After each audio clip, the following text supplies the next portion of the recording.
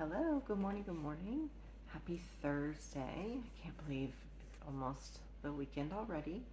Um, I have a word to share with you guys and I'm sorry, um, some thoughts. There is this word for weeks now, probably longer than that, but the word wait has just been swirling in my mind. And for a lot of reasons, I've just been like in this season of waiting. And so recently, I had a friend, a beautiful friend, gift me a sourdough, a dehydrated sourdough starter, and she is the queen of sourdough. People who are good at things make them look really easy. Like anyone can do it, but in reality, like we can't backflip and do all the floor exercises that Simone Biles is out there doing. But when she does it, you're like, I could totally do that. We can't, so don't try. But anyway, my beautiful friend Kayla gifted me sourdough, and so I thought I can do this. I waited a while because I was nervous, but um, the desire for delicious crusty sourdough bread and all the things, I finally gave in and tried it. Well, I'm on like day 20 and I'm feeding this sourdough. I've started now every 12 hours, but I am giving it flour and water all the time.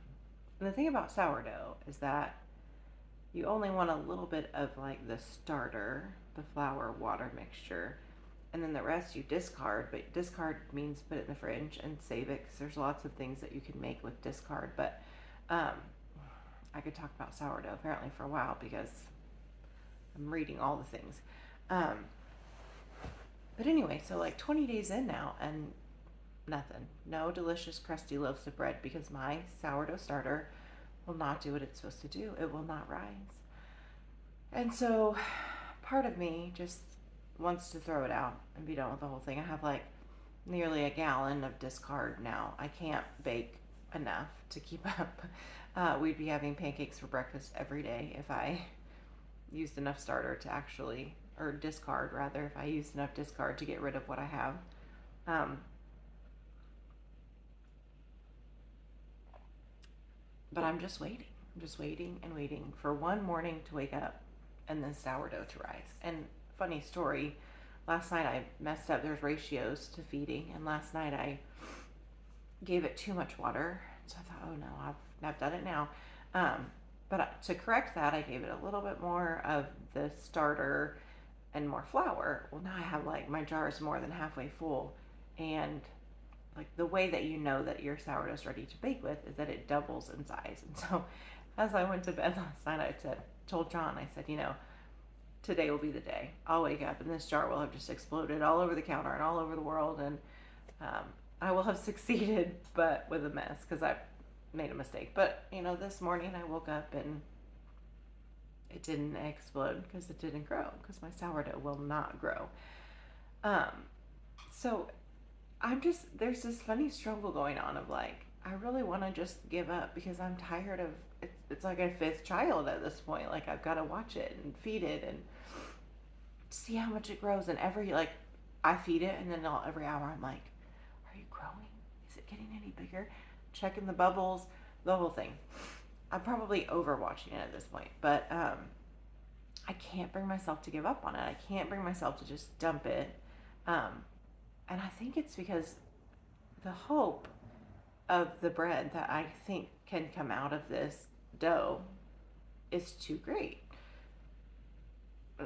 I don't even know how to make bread from sourdough, so that's another whole other thing. But anyway, as I worked through this word, wait, the sourdough, our situation right now is difficult. We moved out into the middle of the country and we're still in Texas, so don't worry, we're still in God's country. But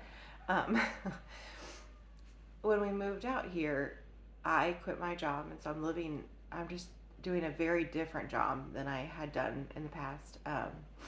And so that's been kind of interesting, waiting to see kind of what the Lord has in store there. And then John is still working in the Metroplex, so his commute is very long every day. And so we're waiting to see what God will provide Um, but because we're humans and we're full of sin and worldly things, uh, for me, I want them to happen right now. I want to know what God's plan is for me, and I want John to not drive 3 hours plus every day.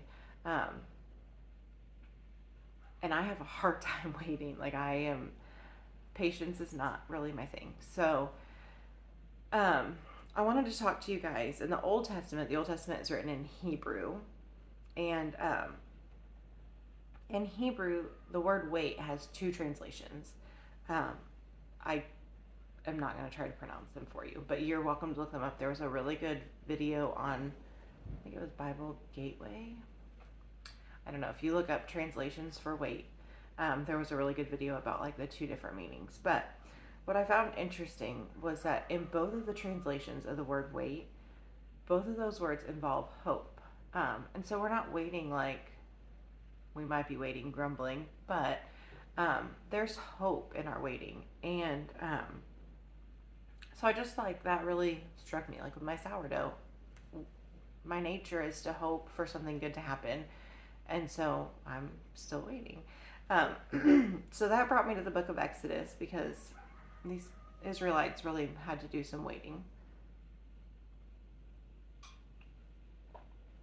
And they waited a lot longer, I bet, than any of us have had to wait for anything. So I wanted to talk about it. So in Exodus, they tell us about, that book tells us about God's rescuing his people from Egypt. He takes the Israelites out of Egypt in Exodus. He goes to great lengths to convince Pharaoh to let his people go. Pharaoh, Pharaoh, obey me, let my people go. You're welcome. So it finally works, and Pharaoh basically tells the Israelites, like, y'all get out of here. I can't have anything else bad happen. Like, y'all need to get going. And so they do. God gives Moses the power to part the Red Sea, because Pharaoh changes his mind and goes after them, after he lets them go. And so it's amazing. Like, God is finally taking the Israelites to their promised land. They've been free from enslavement in Egypt, and now they're going to the promised land. But y'all, they wait for 40 years to get there. It takes them 40 years wandering in the desert, and it was not that long of a walk. 40 years in the desert, the Israelites had to wait to get to this land that they were promised. I can't imagine. I cannot imagine knowing that God had promised me something, like an amazing land of great things, and then waiting 40 years. Like, I'd have been like, Moses, are you sure you heard him right? Because we must have made a wrong turn. Like, something's wrong here. And they did. There were times even that they wanted to go back to Egypt, which was not a good situation for them at all. But it was just a really difficult season for the Israelites of waiting. A lot was revealed to them during that time, and God provided for them in many ways while they were in the desert. They were given food and water. God actually traveled with them as a cloud by day, so they knew the direction to go, and a lamp by night, so they could see in front of them and see their path. So I hope that you guys aren't having to wait for 40 years for anything, but also I hope that whatever it is that you're waiting for, I just pray that you are waiting with hope and anticipation. I hope that you can trust that the Lord is with you in your waiting, and you have the faith to know that you're not waiting alone. I just pray that whatever it is, you guys have the peace to know that God is in control of the whole thing, and that he's got you. So again, if you need prayers, please send John or I a message, comment in like the comment section of this video. And I hope you guys have a really blessed Thursday. If you like these videos, let me know. We'll see how they go. I'm late on this one, so I'm surprised I don't have kids crying at me, but I'd love to pray for you guys. I really do. I write down people who need prayers. I love praying over people in situations. So if there's something that you need prayers for, please don't hesitate to reach out. It's hard, and we really desperately need each other and God while we wait for him to return. And restore a new earth. So if you would share this video if you liked it, if you have someone that needs to hear this message, pass it along to them, and then hopefully I'll see you guys next week. Have a great weekend.